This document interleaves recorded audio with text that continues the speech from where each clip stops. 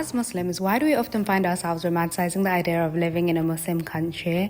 There's so much importance in community, and that can be replicated by visiting mosques, which, as well as the reward, can also bring us a lot of happiness.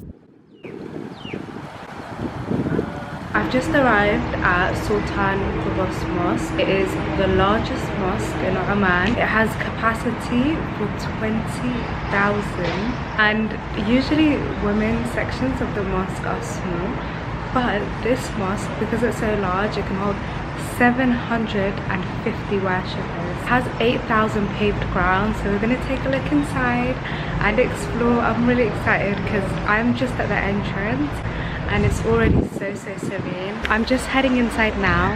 The walkways are so stunning, and there's also these beautiful gardens that you can walk around as you explore.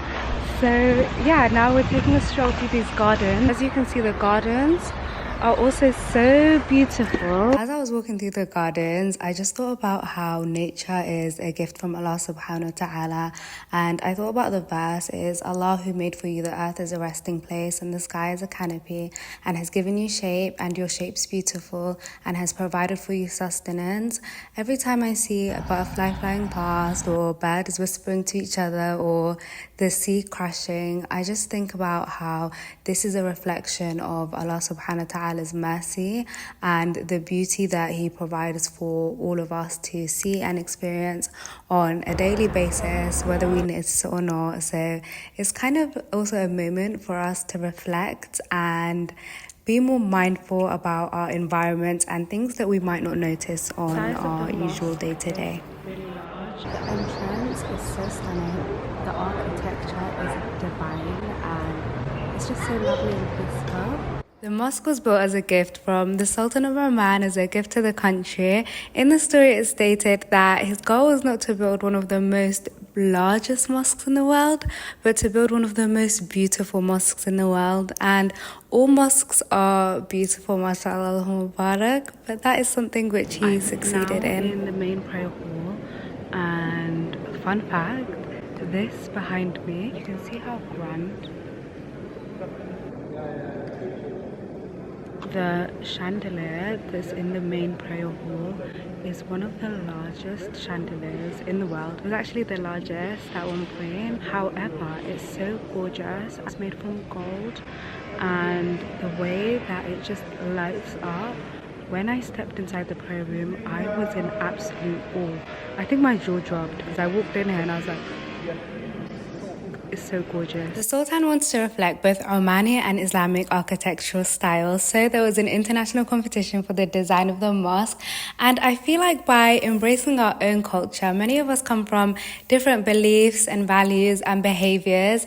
We can learn from the cultures of others, and it can open your eyes to new perspectives, broaden your horizons, and enhance your life. So this is your sign to embrace your culture and not be afraid to share your culture with others. As I'm walking around, I'm just looking at all of the details within the structure of the masjid, and I'm just so in awe.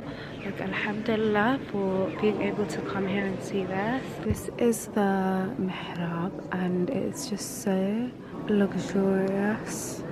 Just the detailing, such as the tiling on the wall and the calligraphy as well. Like up there you can see the calligraphy, the way that it's built, every little detail. If you haven't been thinking of visiting Oman, this is your sign to come to Oman. It's just like a very slow-paced, very chill place to come and visit. It's very cultural. There's also the Quran in the wall. If you're Muslim, I think you're allowed to pray here as well. For the men, because I did see somebody praying here just a little while earlier. And Omani people are very much in touch with their culture. They're so welcoming. I've had so many conversations with people where people are open to tell me more about the city, to say welcome, and I do very much feel welcomed here in Oman. Whilst we're on the topic, welcome to this video. Thank you for being here today. I hope that you're enjoying this video, and I invite you to leave a like, subscribe, and if you're feeling extra generous, a comment. So relaxing in here in these gardens. Okay, that was absolutely spectacular. I I feel like that was so peaceful, and I might actually come back here tomorrow. It was just so lovely. Oh, I just realized I think there's a library here that I wanted to quickly. Just before I left, I remembered that there's a library within the grounds of the mosque, and I kind of wanted to check it out because I love libraries for some reason. Okay, I actually used to be a librarian. Fun fact about me. Anyway, we moved past this. On the way, I came across this gorgeous open plan outdoor wudu facility. Okay, so just behind me is the outdoor ablution place, and it's a large facility where people basically do a washing for prayer. There's also a nice amount of wind. Next, I'm gonna head into the library. I didn't record within the library because it was a peaceful place, a place where people were learning, and I wanted to respect the privacy of others. There was a lot of up-to-date technology and books, and I found that it was a nice place to get away from things, find some peace and quiet if you're looking to learn more about Islam, read, or just have some downtime. Another building built on the royal orders of His Majesty Sultan Qaboos is the Royal Opera House. Now we've arrived at the Opera House. The Opera House is a blend of modern and traditional cultural design. I feel like it's a nice way to show how the country is just so in tune with their art. The building of this place, it hosts types of ballet, classical music, things like that. And I'm gonna go in, I'm gonna walk around. Yeah, I'm really excited. It looks really beautiful on the inside. They showcase the rich cultural heritage of the religion. Every corner is meticulously crafted with intricate architectural details, from the ornate chandeliers to the opulent interiors. You can really indulge in the exquisite beauty of the surroundings. And I found that architecture is not just about drawings, it's where dreams come to life, and the precision and attention to detail play a fundamental role in designing any building and designing any aspect of your life. So I really learned to be open to new ideas and find inspiration from everyday things like in nature, fashion and architecture. They can really provide a great source of inspiration for you and your future ideas. Now behind me is the auditorium.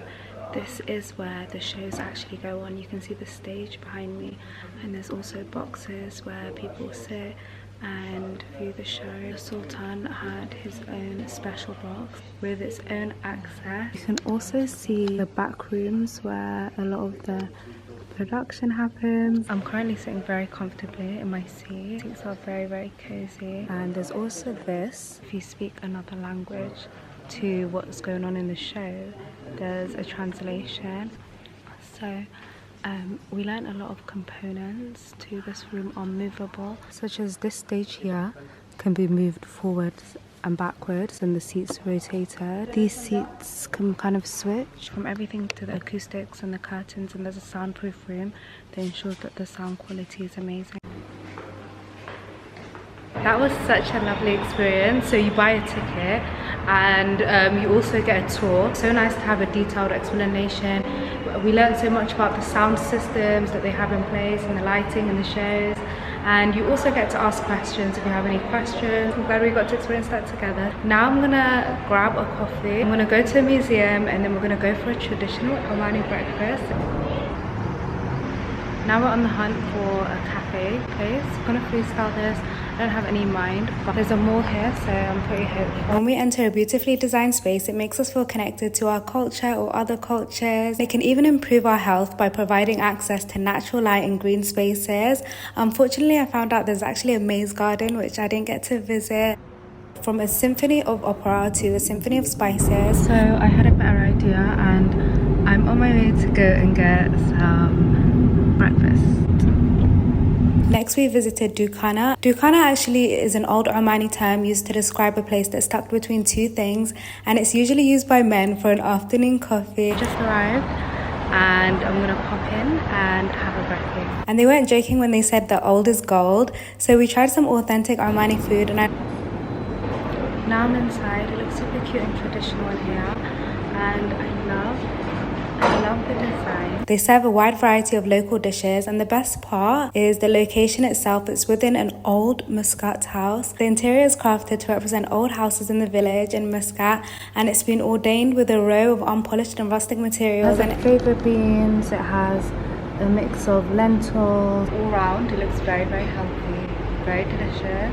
I'm really loving the decor in here. It's just so cozy. And in the distance, as usual, you can see the mountains peeking through, just to remind you of nature. Honestly, I think think that's my most favourite part about being in Oman and Muscat, is everywhere you go, you just get a gorgeous view of those mountains. The food was really delicious, and through learning about other cultures, through their food, landscapes and architecture, I practiced open-mindedness.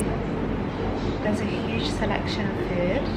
I have no words. Mindedness, which involved being receptive to a wide variety of ideas and arguments and information. I'm gonna have the orange juice start. I'm gonna have the orange juice first.